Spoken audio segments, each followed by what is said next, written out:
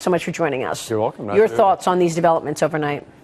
Well, I mean, just say to the Russians, there's nothing to talk about. You cross the airspace, we're going to shoot your plane down. Next time we won't warn you. It's a NATO ally. We've got a war going on the ground. You're bombing our ally. Case closed. Yeah, but now... Put your plane across that airspace again. We're going to shoot the next one down. Senator, how does Vladimir Putin react to that? Yeah, right. I actually don't care how he reacts to that. The fact is, Turkey is a NATO ally. Russian plane crossed the airspace to bomb our ally on the ground. We shot the plane down, and we'll do it again.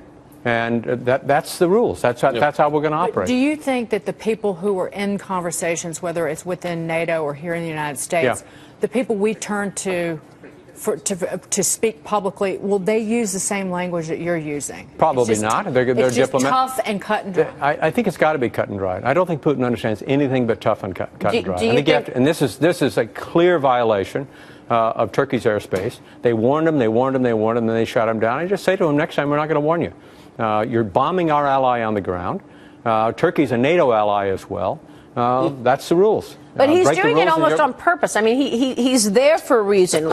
He keeps saying he's fighting ISIS, but in fact, he's fighting U.S.-backed rebels who are trying to get Assad out. Yeah, I'm not interested in his motivation. I don't know what he's doing. I don't know his psychology and all that sort of thing. He crossed Turkish airspace. Turkey's a NATO ally. We shot an airplane down, and we'll shoot the next one down as well. Next time, we won't warn you. Now that Obama's working today, what are the odds of him talking tough like this? I don't know. It's probably easier for me to talk tough, and I'm not the president. But probably, I think he is. Once you're back in the United States and he's inside of public opinion in the United States, I mean, his press conference overseas was appalling.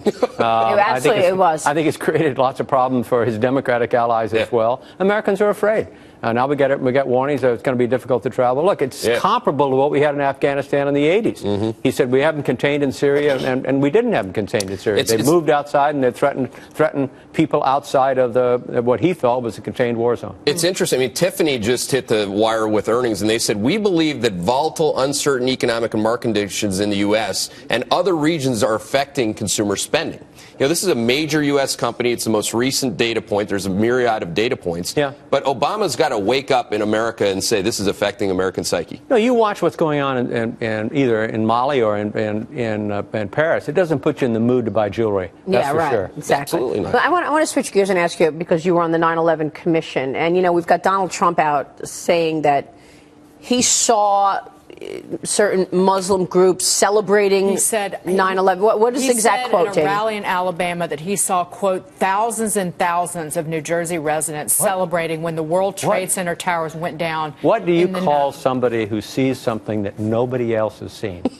What do you call them? Right? Maybe you call him a presidential candidate. What do you call him? He saw something that nobody else saw. What do you typically call somebody like that? You either call them crazy or delusional, or a liar. You certainly don't give credence to them. Nobody saw it but Donald Trump. He's the only human, and you guys watching the news all the time. He's the only guy that saw it. And what else does he see? So why is he resonating with America? Why is he at the top of the polls? Believe me, I said this is the 100th anniversary of the discovery of the general theory of relativity. So it's weird. I don't know. I don't understand it. Wow. Well, I mean, part of the issue is that people want the American president to be tough. Absolutely. And he's saying things, you know, you bet your butt, whatever. I mean, he's saying things that are tough, and it's empowering for people. Look, but the thing that I disagree the strongest with is you've got an alternative strategy, lay it out. Mike Vickers, who was the intelligence chief at DOD, who was a part of the effort to drive the Russians out of Afghanistan, who was a part of the effort to drive Taliban out of Afghanistan, laid out in Politico a strategy to defeat ISIS. Right. It takes much more bombing. It takes a few more troops on the ground, but you got to aggressively say we're going to drive them out. And you can retake Mosul, you can retake Raqqa, but you've got to say that's the objective. Hillary Clinton, now the Republican candidates are all saying we have to defeat ISIS rather than contain them, and that is doable. But you got to begin to do it. Was Hillary Clinton's ISIS strategy that she came out with the other day an extension of Obama's strategy?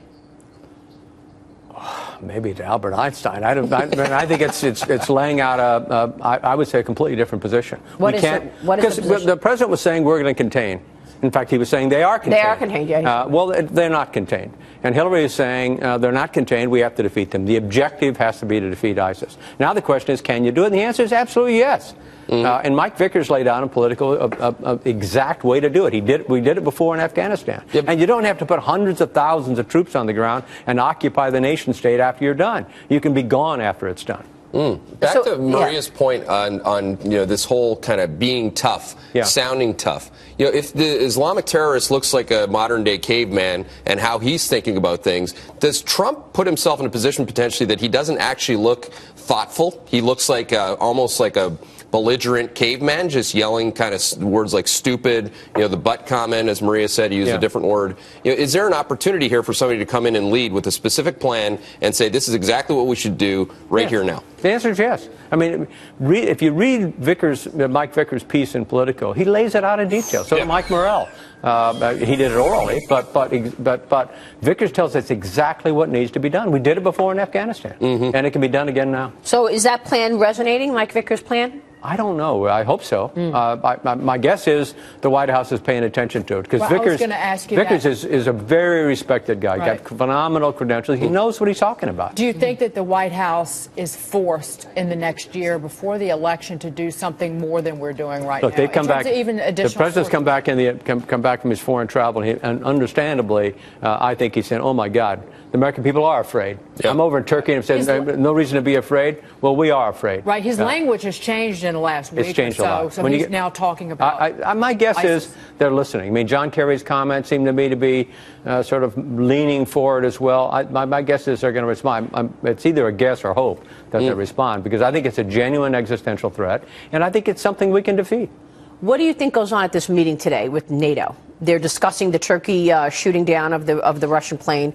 Walk us through what happens at that meeting, you think? I don't know. I mean, we are NATO in lots of ways. I mean, the United States of America, we have to come in strong and say what I said. I think what I said at the beginning, which is you cross our airspace, you cross the airspace of a NATO ally, and the rule is we shoot the plane down. Not debatable. We're not going to wring our hands and say, "Oh, woe is me, that was a terrible thing." We're not going to give any relativity to this thing. You shot down you crossed an airspace, we shot you down, we'll do it again. You know what? Yesterday, Gary Kasparov was on the show. He's a political activist now after being a chess champion. He said, this is just the beginning. This is going to get a lot worse based on what we've seen so far in terms of these terrorist activities. Do you think it gets much worse? Yeah, we just knocked down a pawn. We'll take down your king if necessary. I mean, I would say we've got the capacity, and we just demonstrated a little bit of that capacity.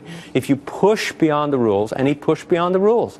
He pushed beyond the rules by crossing the airspace of a NATO ally, and his plane got shot down. Do it again, we shoot the next one down. You cannot equivocate, because we say, well, if we're really sorry it happened, we feel badly for your pilot, blah blah blah, that sort of stuff. You're in trouble. The world is getting so much more dangerous, I feel like. And then there's the Iran deal. The Iran deal. Right. What kind of implications does that yield?